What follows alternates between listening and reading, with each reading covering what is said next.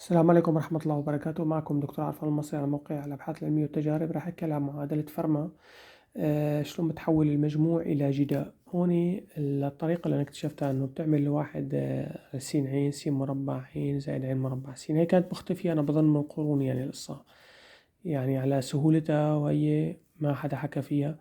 واحد على س عين س مكعب عين زائد عين مكعب س، يعني يكفي إنك أنت تقلب الجداء العددين وتحط هون القوة زيادة عن القوة الأولانية فتضربها بالعدد الثاني، والثاني نفس الشي تضرب تحط قوة زيادة وتضربها بالأول، نفس الشي 3 4 هون 4 بتصير 5.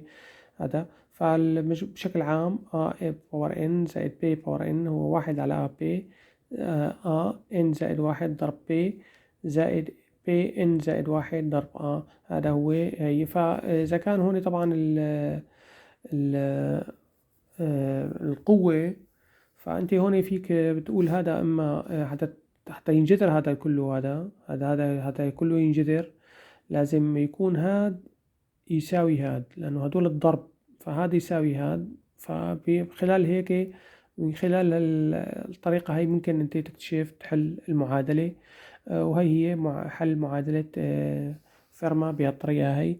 طبعا A لا تساوي الصفر وB لا تساوي الصفر، A لا تساوي الواحد وB لا تساوي الواحد. هوني طبعا بده يكون كلهم أكبر من 2، والباور 2 هوني أكبر من 2 حتى لأنه هو عم يدور على فيثاغورسيات بالأعداد اللي فوق الاثنين، يعني أكتر من 2 3 4 5 إلى آخره.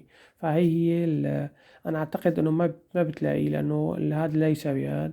فبإمكان طبعا هون هلا صار في مرحلة تانية بالحل. إن شاء الله بنتقدم وبنقدم لكم إياها. شكرا لكم كتير، إن شاء الله تكونوا استفدتوا، والسلام عليكم ورحمة الله وبركاته.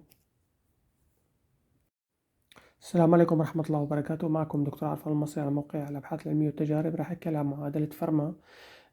شلون بتحول المجموع إلى جداء. هون الطريقة اللي أنا اكتشفتها إنه بتعمل واحد س عين س مربع عين زائد عين مربع س. هي كانت مختفية أنا بظن من قرون يعني القصة، يعني على سهولتها وهي ما حدا حكى فيها.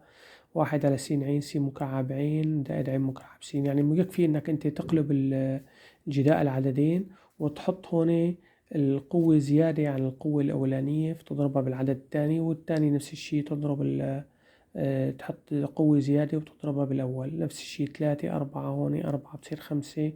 هذا بشكل عام A باور N زائد B باور N هو 1 على A B N زائد 1 ضرب B زائد B N زائد 1 ضرب A. هذا هو هي. فإذا كان هون طبعا ال